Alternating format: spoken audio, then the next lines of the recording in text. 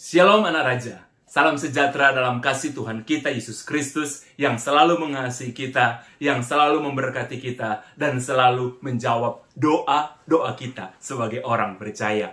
Bapak Ibu yang diberkati Tuhan, saudara-saudariku yang diberkati Tuhan, kita berjumpa lagi dalam sharing firman-Mu Pelita. Mari anak raja, sama-sama kita buka firman Tuhan hari ini yang saya ambil dalam Matius pasal yang ke-21. Sekali lagi, Matius pasal yang ke-21, ayat yang ke-28 sampai ayat yang ke-32. Perumpamaan tentang dua orang anak. Ayat ke-28 kita mulai. Apakah pendapatmu tentang ini? Seorang mempunyai dua anak laki-laki.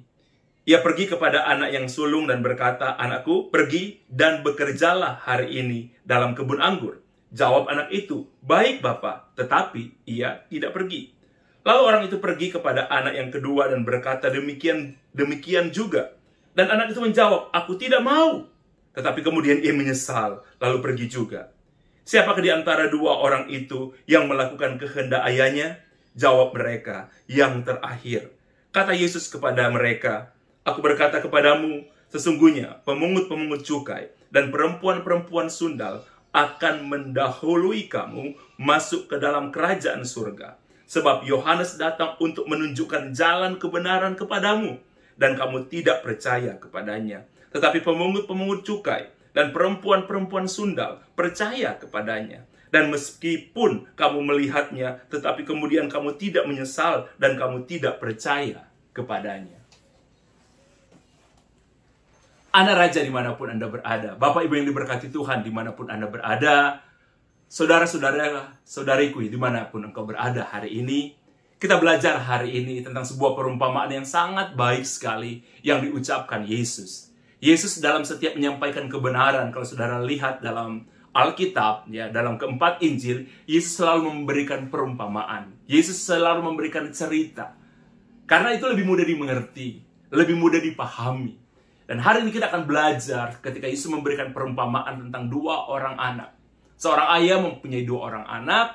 Dia berkata kepada anaknya yang pertama atau anaknya yang sulung. Dia bilang, "Anakku, pergilah dan bekerjalah di kebun anggur kita hari ini." Dan anak itu mengatakan, "Baik, Bapak." Tetapi firman Tuhan menulis, Yesus mengatakan, ternyata anak itu tidak pergi ke kebun anggur untuk bekerja seperti perintah papanya. Tapi dia mengatakan di awal, "Baik, Bapak." Sedangkan anak yang kedua, saudara, bapaknya mengatakan perkataan yang sama. Dan anak itu menolak, tidak mau. Tapi kemudian firman Tuhan katakan, anak itu menyesal. Dia sadar, dia menyesal, dan dia pergi bekerja di ladang. Di ladang di mana ayahnya memerintahkan dia. Yesus bertanya kepada murid-muridnya, mana di antara kedua anak itu yang lebih berkenan di hadapan bapaknya? Mereka semua menjawab yang kedua. Saudara, perumpamaan yang Yesus sampaikan pada waktu itu menggambarkan tentang orang Israel. Orang Israel, saudara, adalah orang-orang yang mereka disebut sebagai bangsa. Saudara, adalah orang-orang yang dikasihi Tuhan. Tetapi, mari kita lihat, saudara, mereka menanti-nantikan kedatangan Mesias. Orang Israel menantikan kedatangan Mesias. Tetapi ketika Mesias datang, mereka menolak. Ya, perhatikan, mereka udah lihat mujizat. Mereka udah lihat kemampuan Yesus. Mereka udah lihat mujizat-mujizat besar yang Yesus lakukan. Tapi mereka menolak. Karena Mesias yang mereka ada di kepala mereka tidak sama seperti Mesias yang ada di hadapan mereka. Padahal itu Yesus adalah Mesias yang sesungguhnya. Mereka menolak. Tapi saudara lihat.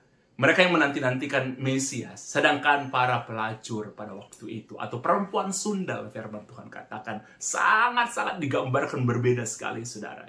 Ya, perempuan sundal, saudara. Orang yang dianggap rendah sekali di masyarakat. Orang yang dianggap sangat-sangat berdosa. Karena pelacur, saudara. Perempuan sundal. Mereka lah yang merespon, saudara. Ketika Yohanes Pembaptis datang dan mengatakan kerajaan surga sudah dekat. Mesias akan datang.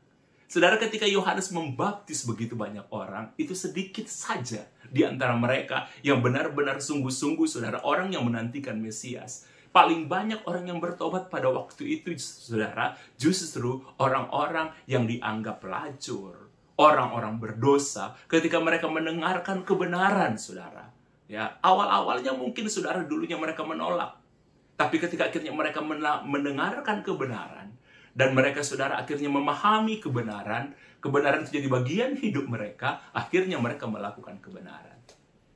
Saudara yang diberkati Tuhan, dan pemungut-pemungut cukai, oke, orang-orang saudara yang dianggap nggak baik, mereka justru saudara yang datang merespon pertobatan atau baptisan dari Yohanes Pembaptis. Itu yang gambarkan saudara tentang orang Israel pada waktu itu. Sekali lagi, orang Israel adalah orang yang menantikan kedatangan Mesias. Tapi ketika Mesias datang, mereka menolak. Karena apa? Karena kepentingan. Oke, karena mereka iri, saudara. Oke, mereka iri dengan kemampuan Mesias. Jadi para ahli-ahli agama, orang-orang Farisi iri, saudara. Mereka curiga dengan kehadiran Mesias akan merampas tugas dan jabatan mereka. Sehingga saudara, mereka menolak. Sehingga ada begitu banyak orang Israel sebenarnya yang disesatkan karena pemimpin-pemimpin agama. Mari kita gambarkan hari ini, saudara, di zaman hari ini. Kira-kira kalau Yesus datang hari ini sebagai Mesias, dengan rupa tidak datang dengan langit terbuka, ya, dengan langit yang terbuka, datang seperti orang biasanya. Dan Yesus mengaku sebagai Mesias. Mungkin, saudara, ada banyak juga orang yang akan menolak. Ada banyak juga mungkin pemimpin-pemimpin gereja, saudara, yang akan menolak. Oke? Mereka curiga. Karena, saudara, di zaman sekarang pun kita melihat bersama. Dan itu harus diperbaiki oleh gereja. Ada banyak gereja, saudara, saling curiga. Ada banyak gereja yang tidak bisa saling bekerja sama. Oke? Saling curiga, saling mengkotak-kotakan. Karena apa? Takut kehilangan umat. Takut kehilangan, saudara, semua pamor yang mereka miliki. Kalau mungkin Yesus pun datang hari ini, saudara, banyak orang percaya, saudara, akan menolak Tuhan Yesus. Benar, kalau Yesus datang dalam kemuliaan di atas awan-awan, orang akan tahu. Tapi kalau Yesus datang dalam keadaan biasa, manusia biasa, seperti ketika 2000 tahun yang lalu ketika Yesus datang, mungkin ada begitu banyak orang yang akan menolak. Saudara, saya belajar sebagai seorang hamba Tuhan. Memang yang paling sulit justru ditegur. Yang paling sulit untuk diingatkan tentang kebenaran, justru itu orang-orang yang melayani. Yang paling sulit untuk diingatkan, itu justru saudara hamba Tuhan. Oke? Saya pun kadang-kadang menyadari hal itu. Kadang-kadang saudara yang paling sulit ditegur, itu kami hamba Tuhan. Diarahkan kepada kebenaran. Karena kadang-kadang kita tahu kebenaran, saudara, tapi saudara hanya sebagai pengetahuan, tapi tidak menghidupi. Seperti anak yang sulung, saudara. Ketika saudara papanya memberikan perintah untuk bekerja di kebun anggur, anak itu mengatakan ya, tapi dia menolak. Dia mengatakan ya, tapi dia tidak bekerja. Sedangkan anak yang kedua, dia menolak, tapi kemudian dia menyesal. Kemudian dia melakukan apa yang diperintahkan oleh papanya.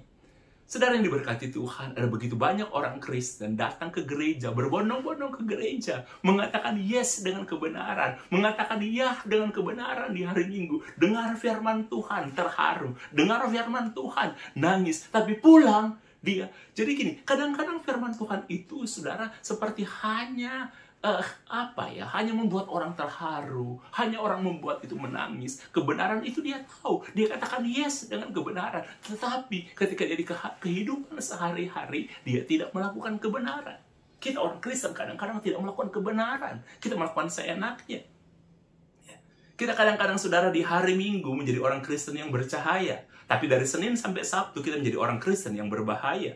Sekali lagi, saudara, kadang-kadang kita menjadi orang Kristen, saudara, di hari Minggu kita bercahaya, ya, di gereja, tetapi di hari Senin sampai Sabtu kita menjadi orang Kristen yang berbahaya bagi orang lain. Karena apa? Anda hanya terharu dengan firman Tuhan, tapi tidak melakukan firman Tuhan.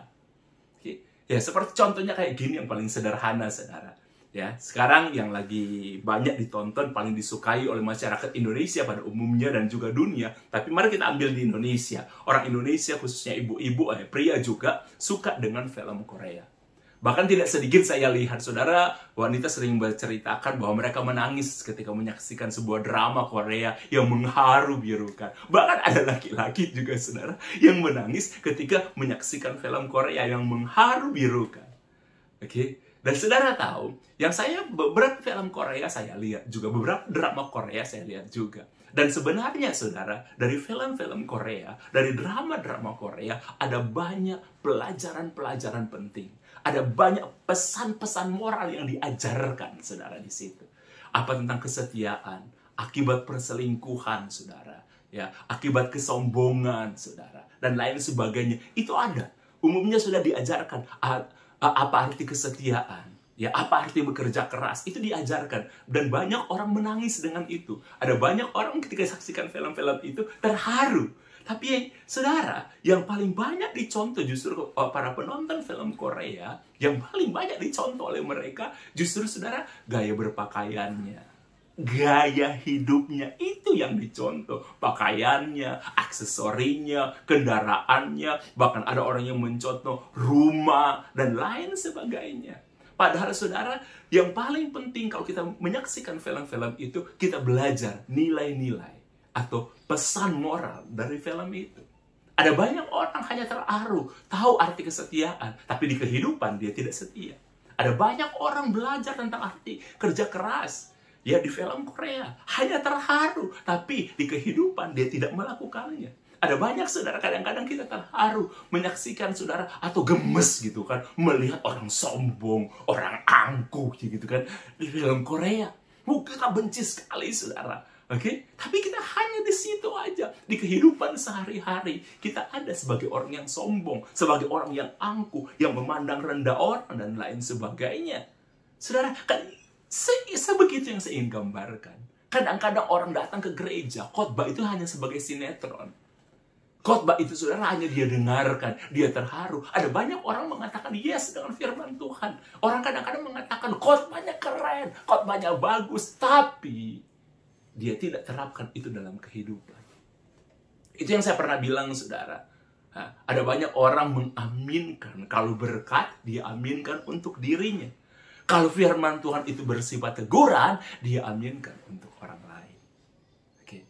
Saudara lihat ketika Yesus memperumpamakan, sedangkan anak yang kedua, dia menolak ketika disuruh bekerja, tetapi dia akhirnya menyesal. Saudara, gambaran ini dikatakan oleh Yesus. Firman Tuhan ini tidak dikatakan oleh bukan seorang rasul, tapi dikatakan oleh Yesus sendiri ketika dia ada tengah-tengah dunia ini. Dan apa yang Yesus gambarkan, itu, saudara, sesuai sampai hari ini. Sesuai sampai hari ini. Dan sepanjang saya pelayanan pun saya telah melihat, saudara, ada orang-orang yang jahat dianggap dunia. Ada orang-orang yang bergelimang dengan dosa di masa lalu. Ya, bahkan ada orang, saudara, yang di lumpur dosa, boleh dikatakan, ya, mandi dengan dosa, tenggelam dengan dosa. Ketika mereka sedang berdosa, ketika mereka hancur-hancuran, mereka ngobat, mereka selingkuh kiri kanan, melakukan hal-hal yang, dan mereka tidak tahu kebenaran. Tidak tahu kebenaran, saudara. Mereka cuek dengan kebenaran. Bahkan, saudara, mereka marah dengan kebenaran. Mereka marah dengan gereja, marah dengan pendeta, dan lain sebagainya. Mereka seakan-akan, saudara, calon-calon penghuni neraka. Tetapi, saudara, lihat, kebanyakan dalam pengalaman hidup saya, sebagai puluhan tahun saya melayani Tuhan, saudara, saya lihat, mereka kebanyakan memang menolak kebenaran di awalnya. Tapi ketika kebenaran itu, saudara, membuat mereka tahu, dan mereka menyesal dengan penolakan mereka. Kalau mereka berubah, saudara, orang-orang yang ekstrim, saya belajar ini, ya, saudara, orang-orang yang ekstrim di dalam dosa. Di masa lalu dia ekstrim dengan dosa, saudara. Dia jatuh dalam dosa yang penuh. Ketika dia bertobat, dia biasanya juga, saudara, akan ekstrim dengan Tuhan. Dalam arti, saudara, dia akan memegang kebenaran.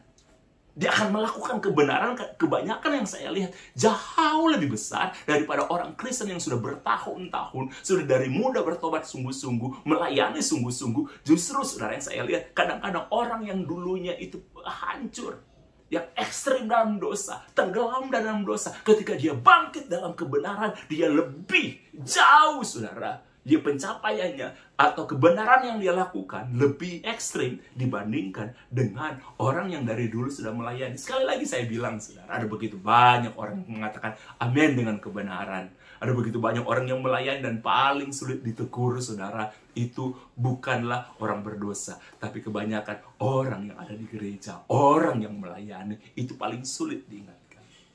Oke, paling sulit, saudara, untuk diingatkan.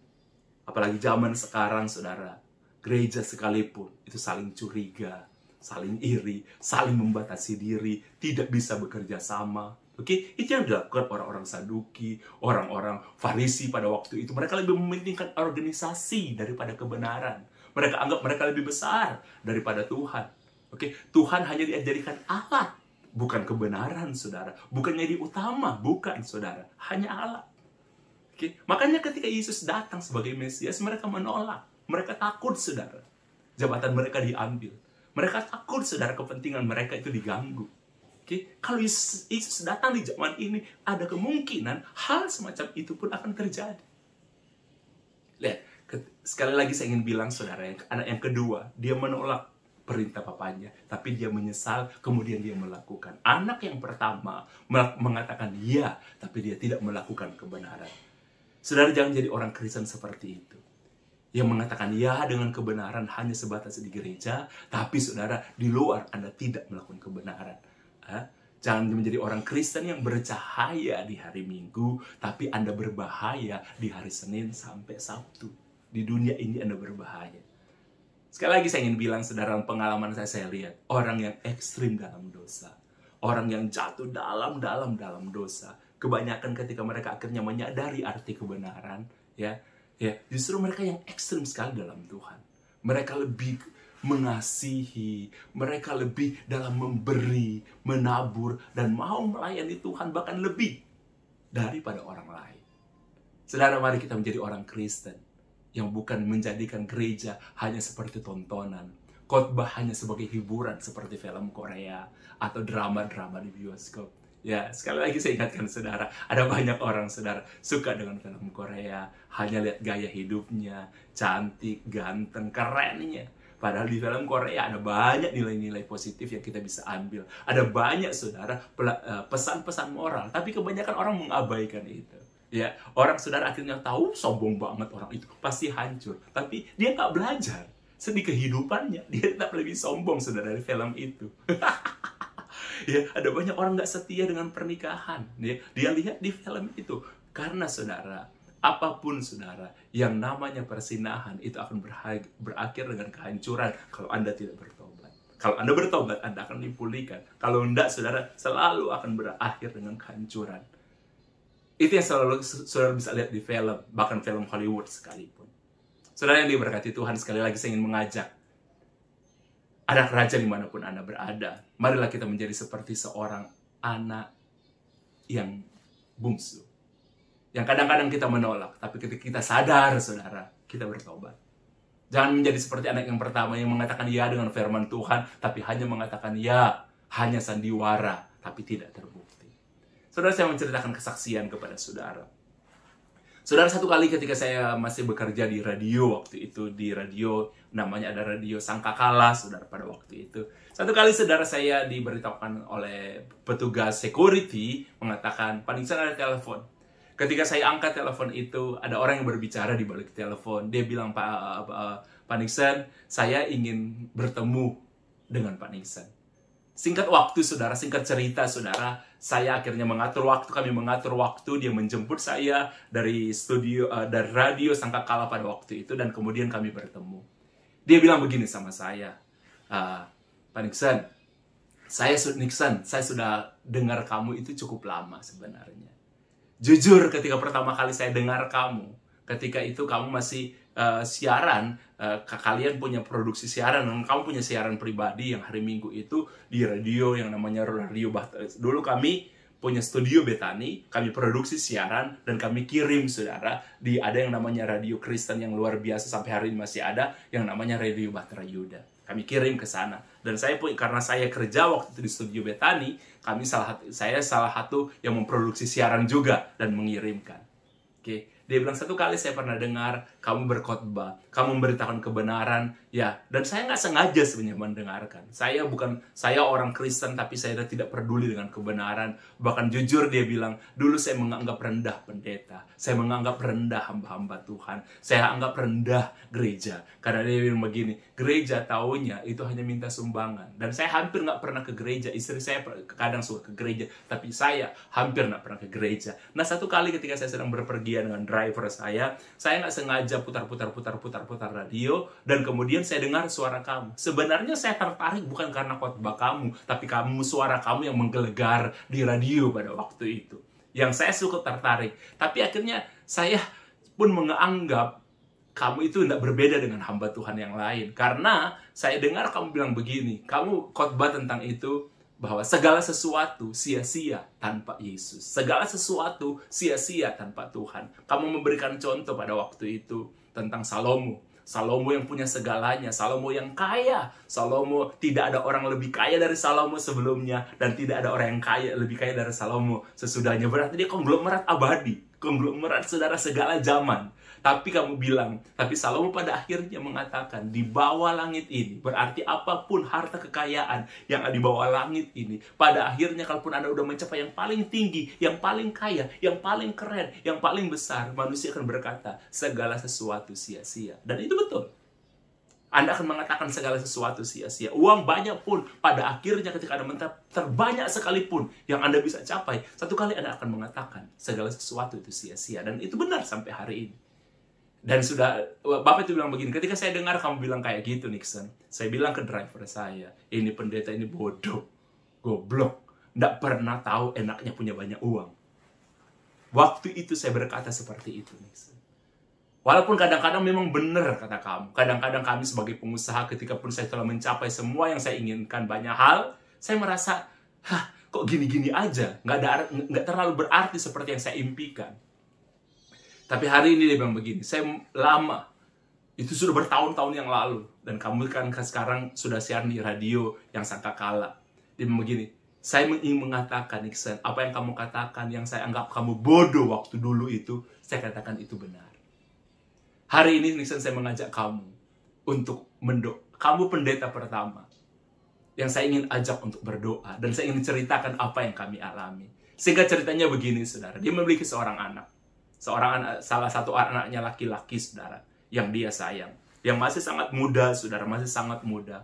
Kemudian, saudara, dia nggak tahu kenapa anaknya itu tiba-tiba sakit, anaknya itu tiba-tiba berhenti bicara, anaknya, saudara, seperti tidak ada respon, berhenti bicara, dan makan, saudara, memang nggak harus makan pakai selang, tapi kalau makan, saudara, itu harus dipaksa masuk ke mulut, dan itu pun berjam-jam, karena dia akan mengunyah itu pelan sekali, dan pandangan matanya kosong.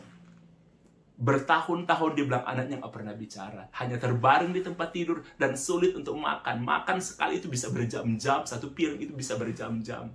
Dan saudara, dia bilang begini, saya telah berusaha, Nixon, bawa kemana-mana. Saya telah berusaha untuk bawa ke dokter. Saya telah berusaha untuk ahli, bahkan di beberapa tempat, bukan hanya di Indonesia, di negara luar, saya sudah bawa untuk mengobati anak ini. Tapi anak saya sampai hari ini masih dalam keadaan seperti itu. Saya memanggil kamu. Saya beberapa kali dengar kamu khotbah soal mujizat. Ya, saya sebenarnya kenal, bisa juga hubungi pendeta yang lain. Tapi saya suka dengan kamu karena saya dengar kamu di radio. Dia bilang, Nixon, di sini saya menyadari bahwa uang saya tidak bisa menyembuhkan anak saya. Betul kamu bilang.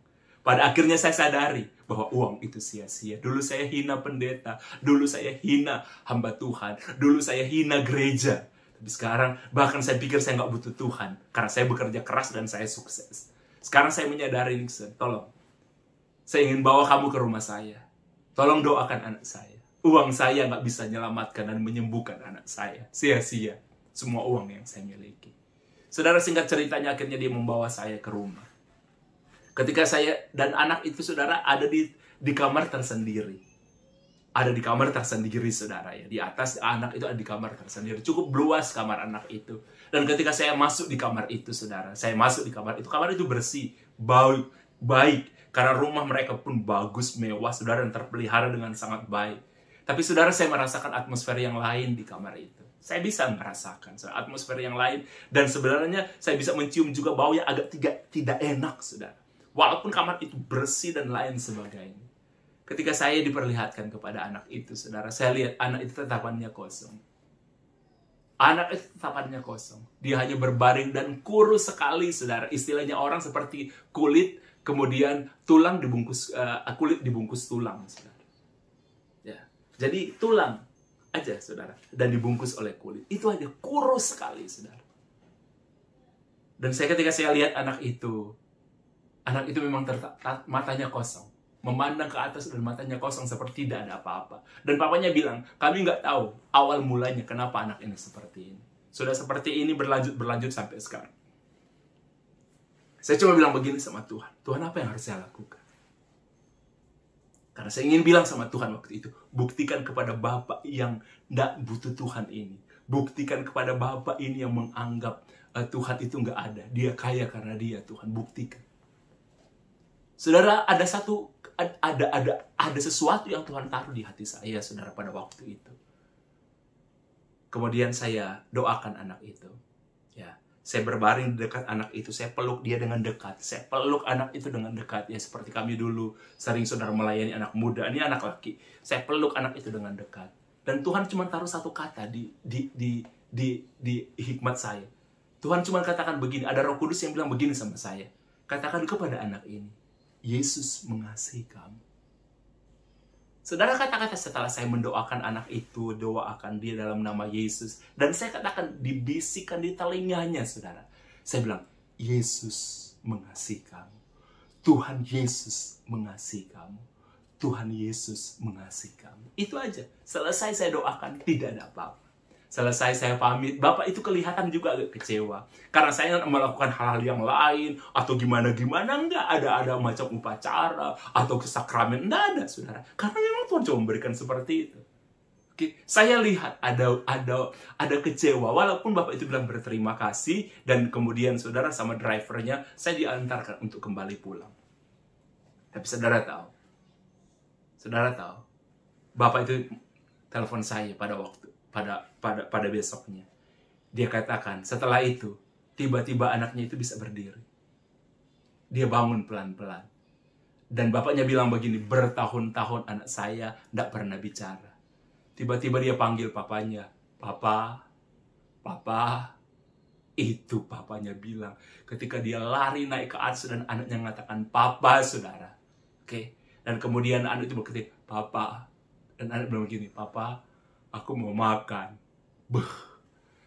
Saudara, kalau saudara jadi orang tua dan punya anak, saudara mungkin bisa merasakan saya waktu diceritakan peristiwa itu aja.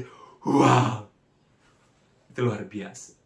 Dan anak itu dipulihkan, saudara. Mulai hari itu anak itu sehat. Dan saya pun tidak pernah bertanya, tidak pernah tahu latar belakangnya. Yang pasti saya tahu anak itu disembuhkan. Dan saya tahu sampai hari ini, keluarga ini mereka sungguh-sungguh dalam Tuhan.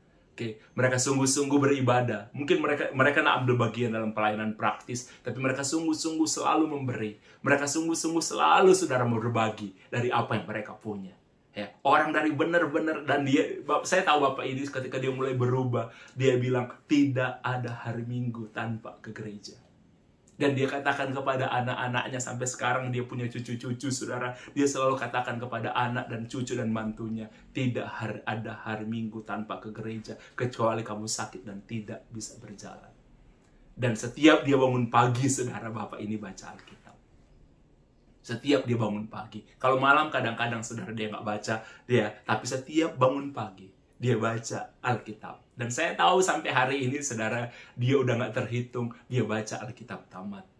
Ya, karena dia bilang, Alkitab itu memang betul, Pak Pendeta Nixon, itu firman Tuhan. Berubah luar biasa.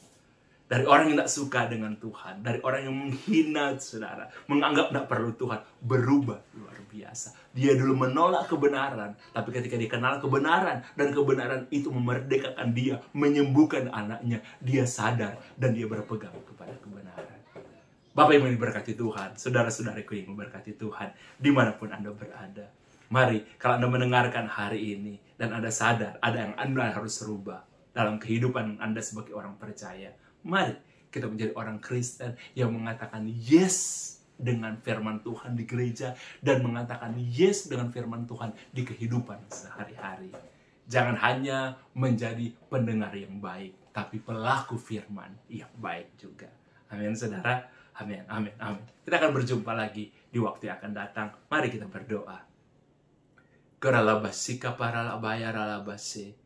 Tuhan, terima kasih untuk hari ini kami belajar firman-Mu. Kami belajar tentang kisah yang Kau ceritakan tentang 2 orang anak. Tuhan, kami mau jadi anak yang kedua, yang belajar, yang kadang mungkin kami menolak kebenaran, tapi ketika kami sadar, kami bertobat.